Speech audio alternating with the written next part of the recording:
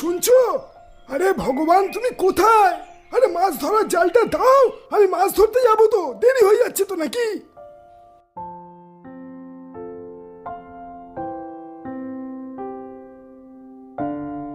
তুমি তো ছোট ছোট কাজের জন্য আমাকে বারবার বলতেই থাকো, এত ছোট কাজ তুমি নিজে করে নিতে পারো না? আমাকে তো ছেলে মেয়েদের তৈরিও করতে হবে, আর স্কুলেও পাঠাতে হবে। এই ঠিক আছে ঠিক আছে, আমি নিজেই নিয়ে আসছি। বাপরে বাপ, তুমি এমন করে বললে পুরো আমার কান ব্যথা হয়ে গেল। বেশ, কিচ্ছু করতে হবে না, কাল থেকে আমি তোমাকে আর কিচ্ছু বলবো না, সব কাজ আমি একাই করে নেব, কেমন? আচ্ছা বেশ, এখন আমি আসি। বলছি শোনো, নেহা আর সোনুর ক্লাস টিচারের ফোন এসেছিল কাল। তুমি তাদের ফিস জমা দাওনি। তুমি কেন তাদের ফিসটা জমা দিচ্ছ না বলো তো? তারা আমাকে ফোন করে বারবার বিরক্ত করছে। আরে তুমি চিন্তা করো না, আজ মাছ ধরে যা আয় হবে, কাল স্কুলে গিয়ে সব ফি আমি জমা দিয়ে আসবো।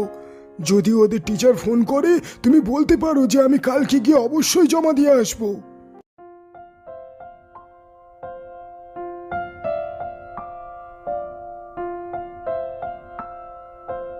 এতটা বলে লক্ষণ মাছ ধরতে পুকুরে চলে যায়।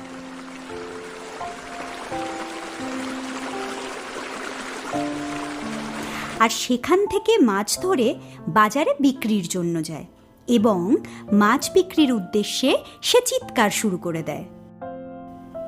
আমি এসে গেছি ভাই, আমি এসে গেছি। আমার নাম হলো লক্ষণ।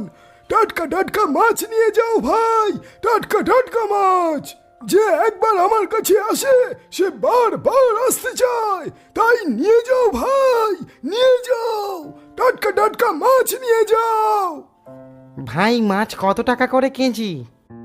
না কম না বেশি, 200 টাকা কেজি। কি হলো বলো, দেবো কি? একটু কমিয়ে দাও না ভাই, আমি তো 2 কেজি নিতে চাই। তুমি কি বলছো ভাই? এত টাটকা মাছ তুমি দেখো একবার, কোনো গলা নয়, পচা নয়। আমি তো এই মাছটা সকালবেলায় পুকুর থেকে ধরেছি, 200 টাকার কম হবে না ভাই। আচ্ছা ঠিক আছে, যেহেতু তুমি পুরনো কাস্টমার, তাই আমি তোমাকে 170 টাকা করে কেজি দেব, কিন্তু এর থেকে আমি কম করতে পারবো না, বলে রাখলাম। এইভাবে লক্ষণ ধীরে ধীরে সব মাছ বিক্রি করে দেয়। যাক বাবা, সব বিক্রি হয়ে গেছে, ভালোই হলো। আজকে আমি খুব ভালো আয়ও করতে পেরেছি। এখন আমি আমার ছেলে মেয়েদের ফি জমা দিতে পারবো। এটা বলে লক্ষণ খুব খুশি হয়ে যায়। অন্যদিকে রঘু নামের এক মৎস্যজীবী ছিল, যার কোনো মাছ সেদিন বিক্রি হয়নি। তাই সে রেগে গিয়ে তার স্ত্রী ঋতুকে বলে, এই লক্ষণটার কিছু তো একটা করতে হবে, ওর জন্যে আমার এক এক করে সব গ্রাহক চলে যাচ্ছে। না না না, আমাকে এমন কিছু একটা করতে হবে যাতে ওর মাছের ব্যবসা চিরদিনের জন্য বন্ধ হয়ে যায়। ওহো, কিন্তু আমি কি করব, আমি তো কিছু বুঝতেই পারছি না। তুমি এত চিন্তা কেন করছো? আরে শেষ পর্যন্ত আমাদের এই চালাক মাথাটা আর কখন কাজে আসবে বলো তো? তুমি কোনো চিন্তা করো না, আমি আছি তো। আমি এমন একটা প্ল্যান করব যার ফলে লক্ষণের সমস্ত কাজ একেবারে ধ্বংস হয়ে যাবে। আচ্ছা, তুমি কি প্রতি মাসে 1000 টাকা করে আয় করতে চাও? তাহলে তোমাকে আমার সঙ্গ দিতে হবে। হ্যাঁ, সে তো বুঝলাম, কিন্তু আমি তোমাকে কি সাহায্য করব? আজ সন্ধ্যায় লক্ষণের পুকুরে গিয়ে তুমি বরং কেরোসিন তেল ঢেলে দিয়ে এসো। এর ফলে লক্ষণের পুকুরের সব মাছ মরে যাবে। ঠিক আছে, এখন তো সন্ধে হয়ে গেছে, চলো চলো, আগে ঘরে গিয়ে তুমি ভালো ভালো কিছু রান্না করো, আমি আগে খেয়ে নি, তারপর রাতে গিয়ে ওর পুকুরে আমি কেরোসিন তেল ঢেলে দেব। বাবা বাবা, মানতে হবে, কি সুন্দর কৌশল বের করেছো তুমি, যাতে সাপও মরবে আর লাঠিও ভাঙবে না। লক্ষণের মাছের ব্যবসাও বন্ধ হয়ে যাবে, আর আমাদের উপর কারোর সন্দেহ থাকবে না।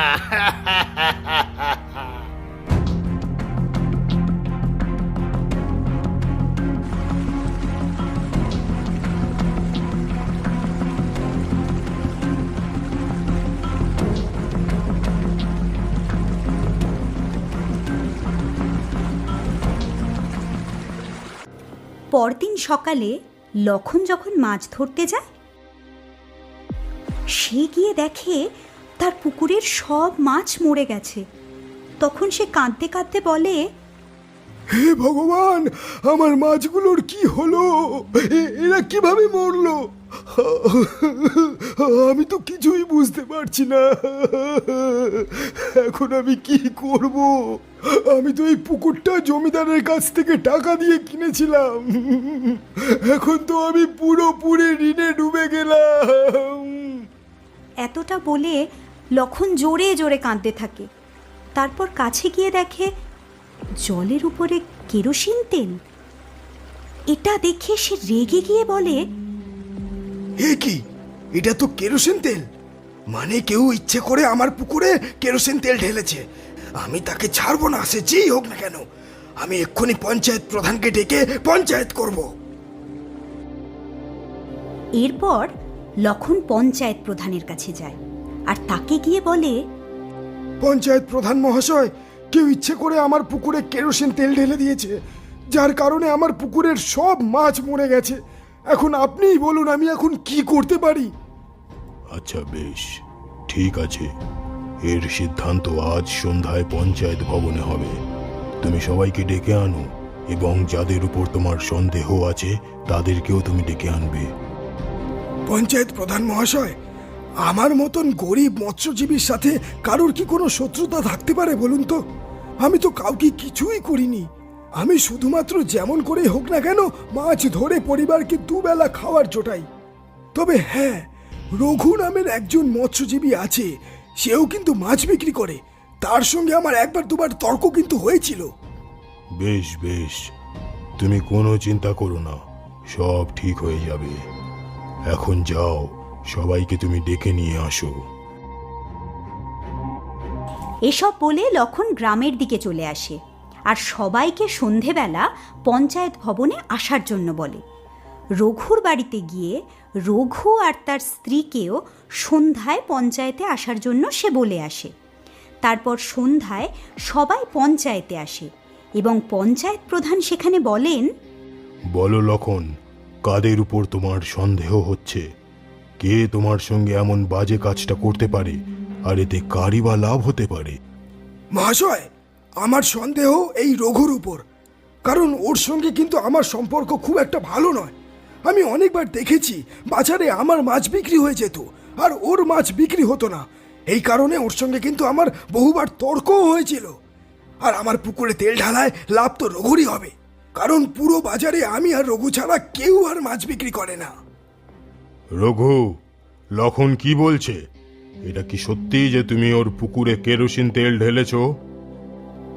না মহাশয়, এই লক্ষণ মিথ্যে কথা বলছে। আমি ওর পুকুরে কেরোসিন তেল ঢালিনি। বেশ, খুব ভালো। তাহলে তুমি বলছো যে তুমি তেল ঢালুনি, তাই তো? তবে তুমি এদিকে এসো, কারণ কেরোসিন তেল এমন একটি তেল যা তুমি বারবার হাত ধুলেও 1-2 দিন পর্যন্ত হাতে গন্ধ থাকবেই। তাই রঘু, তুমি তোমার হাত দেখাও লক্ষণকে, আর লক্ষণ তুমি গন্ধ শুকে জানাও যে ওর হাত থেকে কেরোসিন তেলের গন্ধ ছাড়ছে কিনা। আর এরপরই লক্ষণ রঘুর হাত দেখে জানিয়ে দেয়, এই, তোমার হাত থেকে তো কেরোসিন তেলের মতন গন্ধ আসছে। মহাশয়, এই লোকটাই আমার পুকুরে কেরোসিন তেল ঢেলেছে। রঘু, তুমি লক্ষণের পুকুরে কেরোসিন তেল ঢেলেছো এবং ওর ব্যবসায় ক্ষতি করেছো। এর জন্য তোমাকে লক্ষণকে 20,000 টাকা জরিমানা দিতে হবে। শুধু তাই নয়, এখন থেকে তোমাকে এই বাজারে মাছ বিক্রি করতে দেওয়াও যাবে না। তোমাকে এই ব্যবসা ছেড়ে অন্য কোনো ব্যবসা শুরু করতে হবে। আর এটাই হলো আমার পঞ্চায়েতের সিদ্ধান্ত। ব্যাস, এটা বলে সবাই তাদের বাড়ি চলে যায়। আর তারপর রঘু লক্ষণকে 20,000 টাকা তার বাড়িতে গিয়ে দিয়ে আসে এবং নিজের স্ত্রী ঋতুকে এটা বলে, এই লক্ষণের জন্য আমাকে আমার ব্যবসা বন্ধ করতে হয়েছে, আবার 20,000 টাকা জরিমানাও দিতে হয়েছে। না না না না না না, আমি প্রতিশোধ লক্ষণের থেকে নেবই। আর এরপর ও আর কোনো মাছ ধরতেও পারবে না। বিক্রি করা তো বহু দূরের কথা। তুমি বরং একটা কাজ করো, যখন সবাই ঘুমিয়ে পড়বে তখন গিয়ে লক্ষণের আলমারিতে রাখা আমাদের সব টাকাগুলো নিয়ে চলে এসো।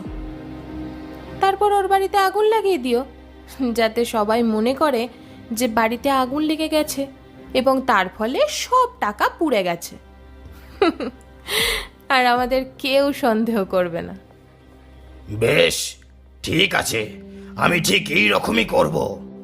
এরপর রাত হলে রঘু চুরি করতে লক্ষণের বাড়িতে যায় আর আলমারিতে রাখা লক্ষণের টাকা নিয়ে আসে, সাথে সাথে নিজের টাকাটাও নিয়ে আসে। আর বাইরে এসেই ওই বাড়িতে আগুন লাগিয়ে দেয়। এই আগুন দেখে লক্ষণের স্ত্রী সুষমা চিৎকার করে তার স্বামীকে বলে, শুনছো? তাড়াতাড়ি ওঠো, দেখো বাড়িতে আগুন লেগে গেছে।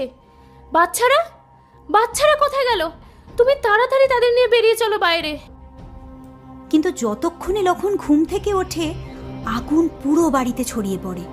তারপর লক্ষণ তাড়াতাড়ি তার দুটি সন্তানকে নিয়ে বাড়ির বাইরে চলে আসে এবং সুষমা কাঁদতে কাঁদতে তার স্বামীকে বলে, এটা কিভাবে হলো? আগুনটা লাগলো কিভাবে? আমরা তো শেষ হয়ে গেলাম। এখন আমরা কি করব? কোথায় যাব আমরা? আমার বাচ্চাদের কি খাওয়াবো আমি? হে ভগবান, আমার বাড়িতে এটা কার কুনজর লাগলো? এটা বলেই সুষমা জোরে জোরে কাঁদতে থাকে। তারপর লক্ষণ সুষমাকে বলে, আমি সত্যিই জানি না এই আগুনটা কে লাগিয়েছে। আমাদের সব টাকা তো আলমারিতেই রাখা ছিল, সেগুলো হয়তো পুড়ে ছাই হয়ে গেছে। কিন্তু তুমি চিন্তা করো না, সকাল হোক, তারপর আমি কিছু একটা ব্যবস্থা ঠিক করে নেব। পরদিন সকালে যখন লক্ষণের বাচ্চাদের খুব খিদে পায়, লক্ষণ তাদের খাবার আনার জন্য জঙ্গলের দিকে রওনা দেয়। সে একটি গাছে চড়ে অনেক ফল পেড়ে নিয়ে আসে। আর বাড়ির দিকে সে যখন আসছিল তখন পথে এক বৃদ্ধা মহিলা তৃষ্ণায় চিৎকার করছিল, জল জল জল, কেউ আমাকে একটু জল দাও।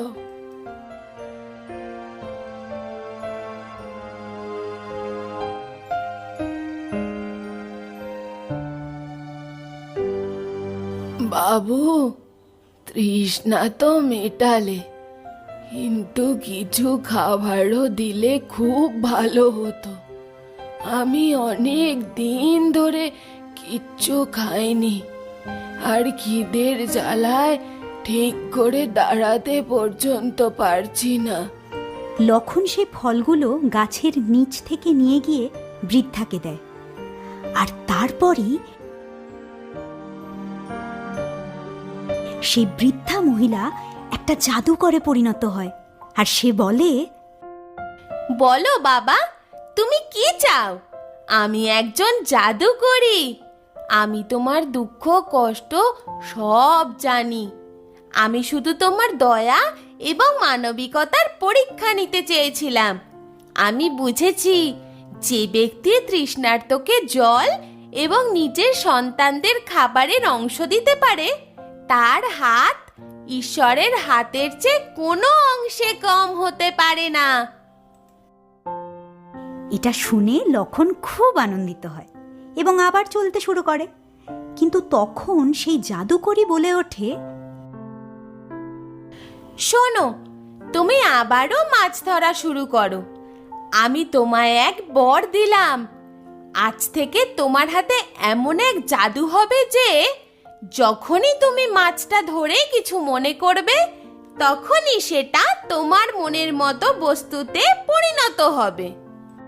এটা বলে জাদুকরি অদৃশ্য হয়ে যায় এবং লক্ষণও মনে মনে তাকে ধন্যবাদ জানিয়ে আনন্দিত হয়। তারপর সে পুকুরে গিয়ে একটা মাছ ধরে আর তার স্ত্রীর কাছে গিয়ে বলে, এই দেখো, আমার কাছে মাছ আছে। আচ্ছা, তুমি কি পাগল হয়ে গেছো? আমাদের বাচ্চারা ক্ষুধার্ত। তুমি তো ওদের জন্য খাবার আনতে গিয়েছিলে না? আর তুমি একটা মাছ নিয়ে এসেছো। কি করব এটা নিয়ে আমি? এই মাছটা কি এখন আমি আমার বাচ্চাদেরকে খাওয়াবো বলো? তারপর লক্ষণ সুষমাকে পুরো ঘটনাটা বলে। আর এই সবটা শুনে সুষমা তো অবাক হয়ে যায়। তারপর সে বলে, আচ্ছা, তুমি সত্যি কথা বলছো? তুমি যা চাও তাই করতে পারো এই মাছ দিয়ে? তাহলে বাচ্চাদের খাবারের জোগাড় করো না, তারা সকাল থেকে কিচ্ছু খেতে পায়নি। এরপর লক্ষণ সেই মাছের ওপর হাত রাখে আর নানা ধরনের খাবারের কথা মনে করতে থাকে। ওমা, সেগুলো একে একে সামনেও এসে যায়। এসব দেখে খুশি হয়ে সুষমা বলে, বাহ, এটা তো সত্যিই কাজ করলো। যাক বাবা, আমার বাচ্চারা এখন পেট ভরে খাবার খেতে পারবে। আচ্ছা, তুমিও তো কাল থেকে কিছু খাওনি, এসো তুমিও কিছু খেয়ে নাও। আচ্ছা আচ্ছা, ঠিক আছে ঠিক আছে, খাবার তো জোগাড় হয়ে গেল। এখন আমি ভাবছি যে বাড়িটা কিভাবে বানাবো, আমি তো কিছু বুঝতেই পারছি না। এরপর লক্ষণ এটা বলে নদীর দিকে চলে যায় এবং সেখান থেকে অনেক মাছ ধরে নিয়ে আসে। তারপর লক্ষণ ওই বাড়ি বানানো শুরু করে। এভাবেই কয়েক সপ্তাহ ধরে কঠোর পরিশ্রম করে সে মাছের বাড়ি তৈরি করে।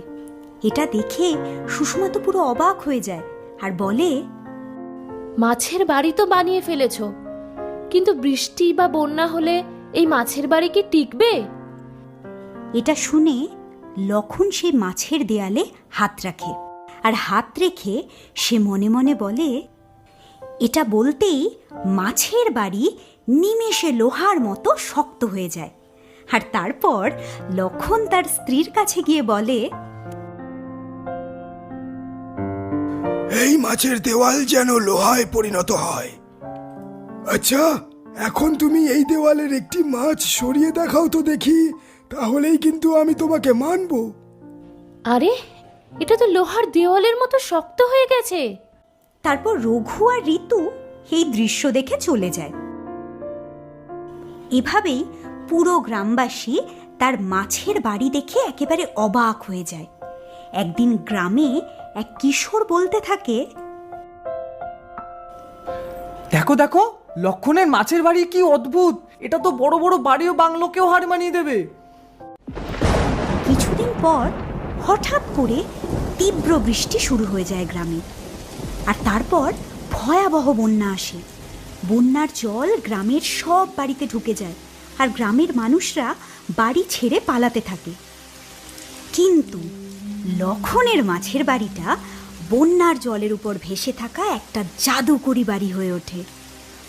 এরপর আর কি, সবাই লক্ষণের বাড়িতে আসে। লক্ষণ কিন্তু সকলকে তার বাড়িতে থাকার সুযোগও দেয়।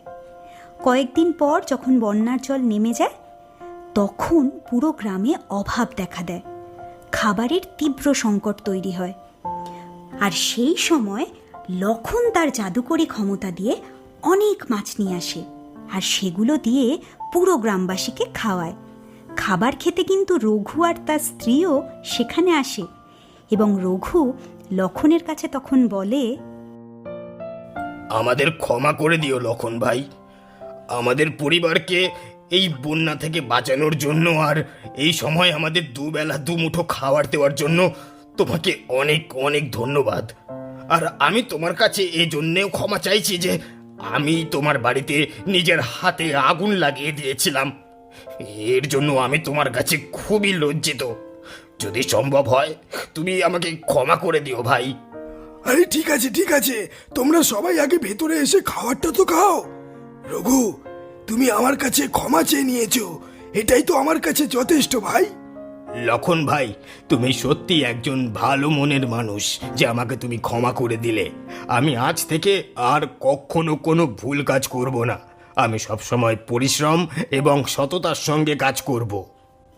আর তারপর লক্ষণ সবাইকে খাবার খাইয়ে দেয় এবং এভাবেই যাদের প্রয়োজন তাদের সবাইকে নিজের জাদুকরি শক্তি দিয়ে সে সাহায্য করতে থাকে।